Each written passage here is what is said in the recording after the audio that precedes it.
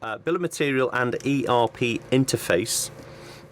We can see the workshops that we've run previously in the past. Hopefully everybody can see my screen and can read the text on my screen. The ones that we've done already was the category browser, access controls not as an owner of an item, importing data via CSV, the bulk editor and CAD rename tool, business units, color coding attributes, searching, the release of DDM 2023.03, and today's topic, which is bill of materials and ERP interface. Obviously you can see that I'm using DDM to demonstrate, but I also use DDM to manage the things that I want to be talking about, the topics or the tasks that I'm going to go through. We can see down in here we're going to have a look at the administration settings for bills of materials, for the ERP interface capabilities. We're going to create a part, not necessarily in CAD. Then we're going to talk about bills of materials, whether they are CAD and or non-CAD driven. We're going to look at the manual sending of information to an ERP system, automatically sending information. We're going to look at the ability to output a bill of materials in an Excel or CSV format if you don't want to interface with your ERP system. We're going to look at the BOM comparison tool, the bill of quantity tool, and also the ability to run queries on remote databases, for example, querying a database or retrieving information back from a database like MRP or ERP. The tools that I'm going to show you could be used to query information from any other database. It might be that you have a separate CRM system for customer relationship management or supply chain management. There are a lot of different systems these days. So when we look at transferring data or looking at queries on other databases, it isn't necessarily only for an MRP or ERP system. Okay, administration settings for bills of materials. I'm going to jump onto my DDM server that I've got running in the background, and this is my DDM server. Settings for bills of materials. It's quite simple really. If I go to my link level attributes here, it's going to launch the original administration tool. Okay, and in here we've got attributes for bills of materials and attributes for folder link levels. So to explain this, what we mean by a bill of material attribute is if I go to I'm going to just open a part, a manufactured part. It's a mechanical assembly, and I'm going to just open, for example, let me look at latest issue only. I'm going to open this bill of materials on the screen. So bill of material attributes are different to the part attributes. These are all of your part level attributes, but bill of material attributes are things like quantity, position number, etc. So these are the relationship attributes between the child and the parent. Okay, and you can add your own additional attributes. For example, I have one here called reference designator. Okay, I've got it switched on. If I go back to the admin tool and I activate my bill of material attributes in here, I have an attribute that I've created called reference designator. The reason I've created that, let me just come back out, is because if I was to open an electrical bill of materials, so my example that I'm showing on the screen includes an electrical bill of materials, and if I size all my columns to fit, over here for my electrical items, you'll see in the last column are all of the positional reference designators for the electrical components on the PCB board. So that's not a standard DDM attribute, that's one that I've added as a custom bill of material attribute. I've also got one here which is purchase status. So it's a released assembly, so I can't modify it, but there's all kinds of things that you can add here as BOM level attributes. Okay, I'm going to cancel out of here. I'm going to go back to my workshop. The next thing we want to have a look at is the administration settings for linking to an ERP system. Let me go back to the server, and I'm going to jump back to the other administration tool.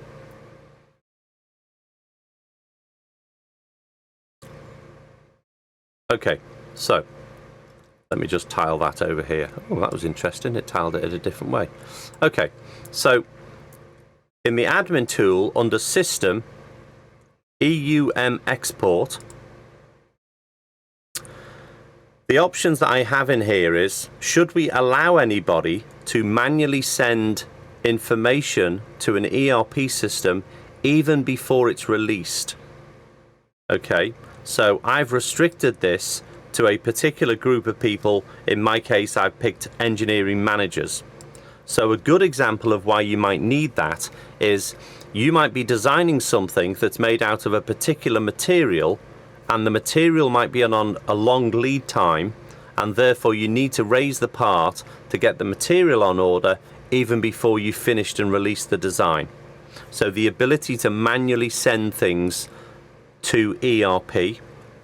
If you send things to ERP, should somebody get notified automatically?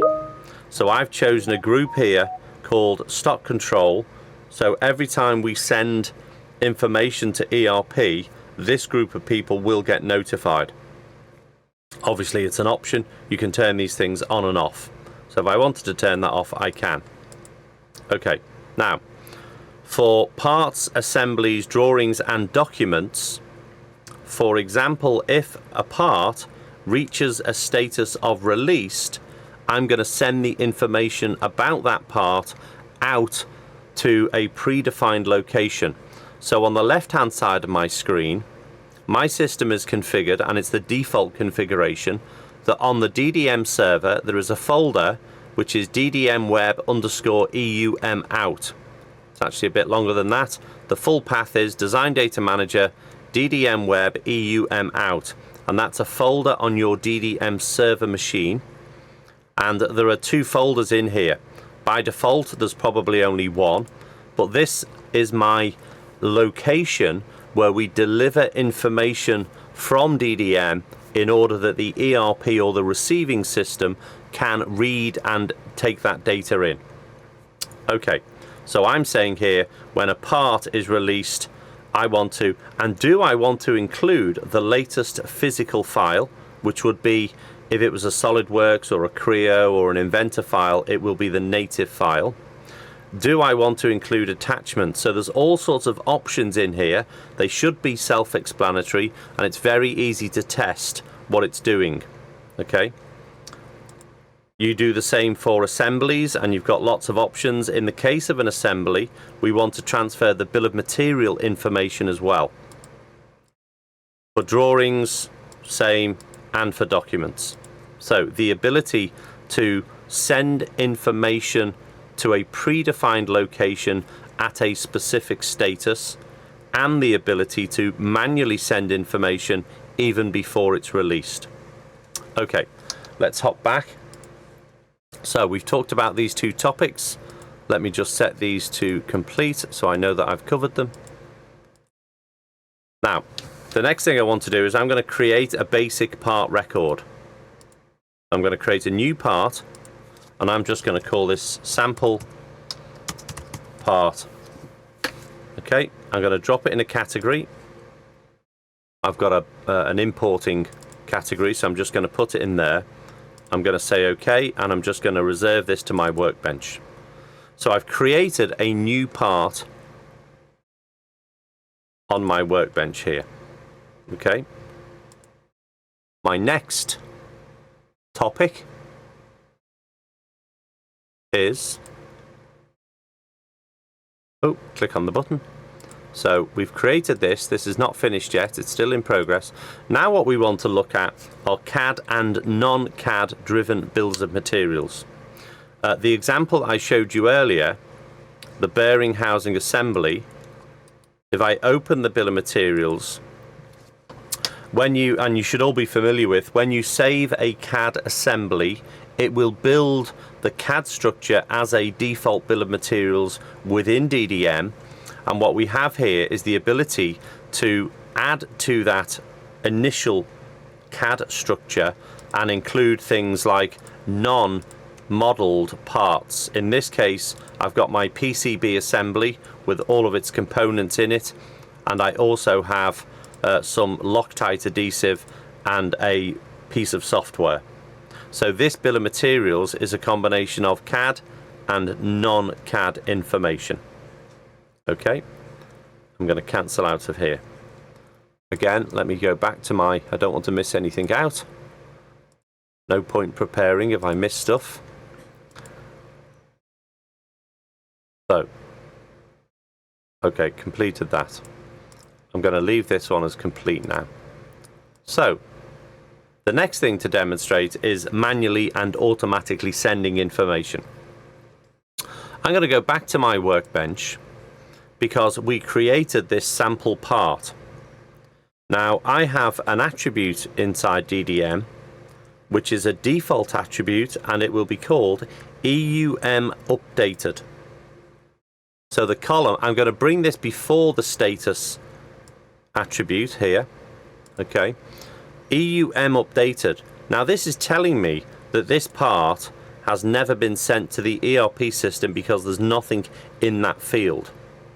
Okay, my first option is I want to send the information to the Enterprise Update Manager, and I say go. If I go back to my server, what will happen is that information should appear inside this folder. So it's very easy to test and play with this mechanism to see how it works. You won't do any harm to it. And we've got customers who have already got the mechanisms running. If you work for a company that already has these mechanisms running, clearly don't play with them in case you do break them. But if you just wanted to go to the DDM server and see how it works, it's pretty easy to do that. I'm expecting to have some information appear here. I am going to make sure that my user is a member of the engineering managers group. So if I go to here for the standard business unit, yes, I am. Okay. And still I have no XML file appearing.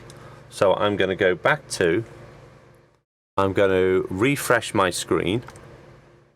So here, my EUM updated attribute is now telling me that on the 14th of June at 2:18, that information was sent to the server, so I know it's gone. And it's clearly useful because if you're working on lots of things and you think, have I sent it, have I not sent it, you clearly need to know, otherwise there's no indication. So now what we have on our server machine is we have a file that's been delivered into the default location. If I open this file, and I use a tool called Notepad++, it's free of charge. It's a really good tool because it formats XML files. So we can see in here, this is in a default format, and XML is an ASCII based format that is used to exchange data between different databases, so between DDM and an ERP system. So the scenario would be your ERP system would be configured to monitor the folder, and when a file appears, it can pick the file up, it can extract the data that it wants, and you'll see here we've got the part number, we've got the issue, we've got our description, etc. We've got the status. All of the information is in this file for that part to be recreated in an ERP system. Another point on this is you can add your own attributes to parts and bills of materials. So I've got an example here where for my part records I've added some custom attributes for ROSH compliance. If you add your own custom attributes, they will automatically be included in the XML file so that you don't have to come back to us if you want to map that, and your ERP vendor should have all the information available to them. Okay, So that's the example of a part file, and basically the ERP system would pick up the data that it wants and then delete what it doesn't want. So the ability to manually send information. Okay. I could do the same on a bill of materials as well. I don't need to at this point in time. It will do this. In fact, I will show you the example of a bill of materials. So if I go to this assembly and I send this to enterprise, it's put it in the queue. There'll be a timeout, 1-2 minutes, whatever you've configured that to be. And then within that time frame, the information will appear again in an XML format. And the XML for a bill of materials contains all of the child and parent information for you to be able to rebuild that bill of materials. And this is something that your ERP vendor will already understand, but when you're doing something like this, you have to import the part information before you can build the bill of materials, because the bill of materials is made up out of the parts. So there's a logical sequence that these things have to be done in. Here we have our XML file for our bill of materials, and there's all of the information. So we've got the parent name, the parent issue, the child name, the child issue, etc., quantity, all of that stuff. Now, I have a separate folder that's been generated because in the case of an assembly, I've configured it to say I want all of the files as well, the physical files, the native files, and all of the neutral attachment files as well. And these are just options that you can turn on and off. Again, once the ERP has taken the information that it wants, it can delete what it doesn't want. So you get everything, you just take what you want and remove the rest. Okay, so let's just go back. We've done a manual send of the information. And the next thing we want to do is an automatic send. And as we looked at it earlier, we've configured our DDM that when an item reaches a status of released, it will automatically send the data. So if I now change the status of this part, I'm going to set the status firstly to checked and approved. So I've got the correct audit history. And then I'm going to release the part. Okay, set it to released. I'm going to say okay, and it's 223 or thereabouts. The part has been released. If I look in my recent items, there is our part, and my EUM last updated at the moment is 218, which is when I last sent it, and when that resends automatically, that date will be updated. So it's now gone to 223 in that field. If I go to my server, the information about that part has reappeared in order that the ERP system can now be automatically updated. I should have pointed out there's another option in here that if I send a part out when it gets to released, there's an option here that says send on all subsequent changes. So if you release an item inside DDM and it updates the ERP system, if we then create a new issue of the item in DDM because we're working on a new version, the status of the previous version would be flagged as under review as a status. So every time we change something like that, the information can be sent to ERP. So we would be telling ERP this item is now under review. So it's not only when you release something, you've got this other option on send all subsequent changes, and therefore ERP will always be up to date based on the status of the information that you're working on. Okay. Next, let me go back to my list. ERP interface, my actions. We've looked at the automatic send, completed. Bill of material to Excel or CSV. There are many companies who don't link to their ERP system, or it might be something you're looking to do as a second or third phase of your PLM roadmap, let's call it that. And it might be in the short term you still want to get an Excel spreadsheet or a CSV file or even a report of that bill of materials. If I go back to DDM, I'm going to go back to my assembly. The first option is I could just run a report, a multi-level bill of materials. It's nothing particularly exciting, it's just a bill of materials.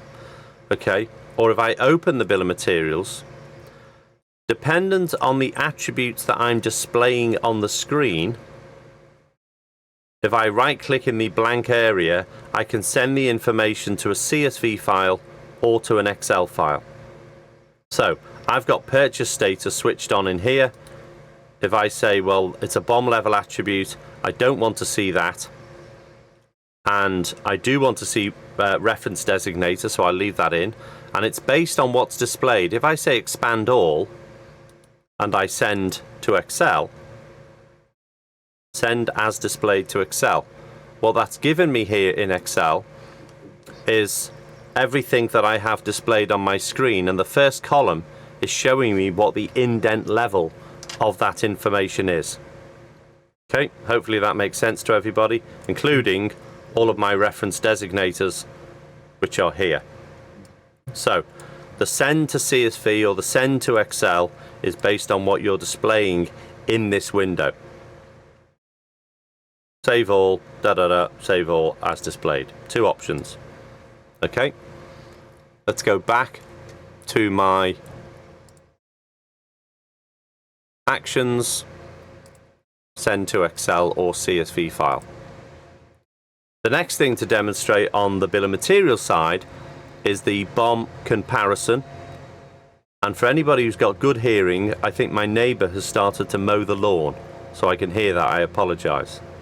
Hopefully it's not too loud. Right, BOM comparison. I've got an example in here in my demo information for bill of materials, bill of material comparison, and I could either use that. In fact, I'm going to use the same assembly that we've been working on. This assembly here is currently at issue 8. If I open the bill of materials at issue 8, I've got a button here that says BOM compare. So I can compare between issue 8 and any previous issue of that bill of materials. So if I needed to know how has it changed since issue 4, I can do that. The BOM comparison tool, we show it as color coded, and if you look at the BOM comparison column here, blue means that it only exists in issue 8, red means it does not exist in issue 8, and green means that it's different in issue 8. So a pretty easy way of visualizing and understanding what is the difference between two different issues of a bill of materials. Now, I've shown this as two different issues of the same bill of materials. If you wanted to, you could have that as two different assemblies and different issues of different assemblies. Okay, so it doesn't have to be different issues of the same assembly. Let's go back and see where we are.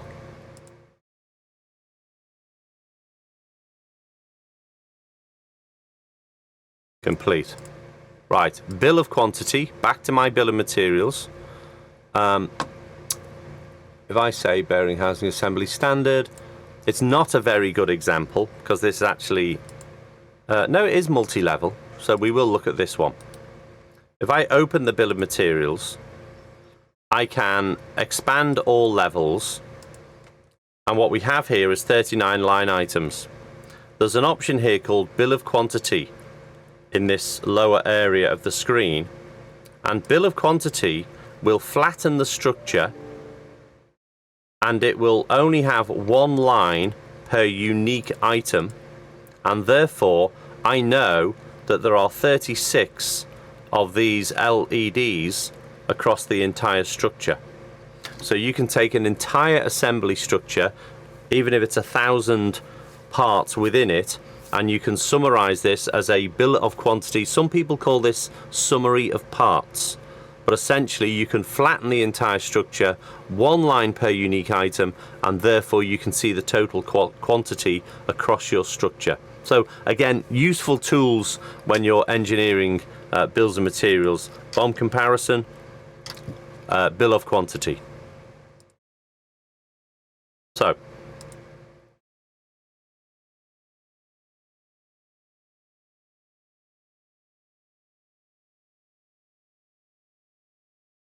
the next example is the ability to query information from DDM to an ERP system, so we can look at ERP data without having to log into another system. I'm going to show you behind the scenes. If I look into my standard bearing housings, I'm going to pick on this bearing housing here. I've got a tab here in my preview pane. It will also appear in the properties window. In here, ERP live link. So I've added a new tab because that's not standard DDM tabs. Okay. Now let's go onto the DDM server and see how we add a tab. If I go to attributes, parts and assemblies, in advanced on the menu bar, we've got custom tab. I've already created one, as I showed you. I'm going to edit the one that I've created, and it's called ERP Live Link. So this is basically an SQL query on a remote database. So a good example of why we might want this is I'm doing an engineering change order, and I might need to know how many have we got in stock of this particular item. Are we going to need to scrap the stock, rework the stock? Can we use the stock up? So before I make the decision on changing something, I need to do an impact assessment, and therefore I want to know, have we got any in stock? Have we got any on an open works order or on a purchase order? Information like that. So I don't have to log into the ERP system to find out now, because what I can do is I can just click on my ERP Live tab. It's not working because I've not connected my DDM server. So in order to simulate this, because we don't run ERP as a business, we have a business system, and our business system is hosted in the cloud. I have a local DDM server here, and my business system that I'm going to get information from is in the cloud, so I'm connecting the two together via a VPN connection, which is what we can now see on the bottom right hand corner of my screen. So it's just completing the connection. I shall be patient and wait till it finishes. Come on. Connected. Right. And we see here, if I move away from this, if I click on this, we get this automatic query. So if I click on a drawing, that all disappears. If I click on the part and I click on ERP Live Link, you see how quick it is. 1, 2, 3, go. So that's reading that information real time. So really neat, simple way of saying, go and get me this information about this part from an ERP system. So this won't show stock levels because it isn't ERP, but you get the idea of what I'm doing here. I'm retrieving information real time. Okay, let's go back to my... So that's how to retrieve information, or to query and look at information. The next option, the final thing that we're going to look at, is how do we pull information back into DDM? Okay, the example that I'm going to use is the creation of a customer project. So, and it's really important to understand that I'm just showing you the mechanisms here. I'm using this as an example with a customer project. This might not be applicable to your business. It's more about understanding the mechanisms and what you can do in joining the two systems together. I'm going to create a customer project. Now, these attributes for customer, contact, and the address information, they're not standard DDM attributes. So I've modified this form and I put some new attributes on there. If I go to the admin tool and I go to my folders, folder types, and I've got a folder type for customer projects, If I double click to edit, this is the form defined at the admin level. If I look at this attribute for the customer, the attribute is an SQL query on a remote database that says select customer name as name and country and postcode, etc. Basically, go and get me a list of customers from my database. Okay. There's another option here because there's lots of attributes. When I select the customer, these auto-populated attributes will be processed as well. And each one of these is an SQL query with a where clause, and the where is where the customer name equals what I've just selected. So I'm going to cancel out of here. Cancel. So we can see that in action. So if I want to get some customer information from a remote database, I click on this icon, and this dialog has just retrieved nearly 22,000 company names from our database real time. Okay, if I say concurrent systems and I filter, it's now filtered down and showed me so I can choose the company that I'm looking for. So it's a real-time query on a remote database that's hosted in the cloud, and I have the ability to filter the results of that query in order that I can choose the correct option. And as we see here, it's now pulled address information from the database to auto-populate that as well. If I now choose a contact for that company, I'm going to pick on Darren Curtis, the sales manager, and I've managed to do that as well. So a nice example of I want to get information from a remote database without having to go and log in, write it all down, retype it, a more efficient way of sharing information between these systems. Okay, let's have a recap. So we finished looking at that, and there's lots of things you can use these mechanisms for.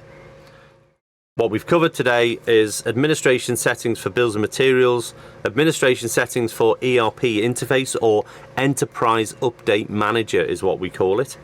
We've created a manual part. We've looked at CAD and non-CAD bills and materials. We manually sent some information to the ERP system. We automatically sent information to the ERP system. We've looked at how you can output the bill of materials as an Excel spreadsheet or a CSV file. We've done a BOM comparison tool, we've done the bill of quantity tool, and we've had two examples of how you can query and retrieve information from a remote database. Everything that I've shown you today is possible with the out-of-the-box DDM. It's just about configuration.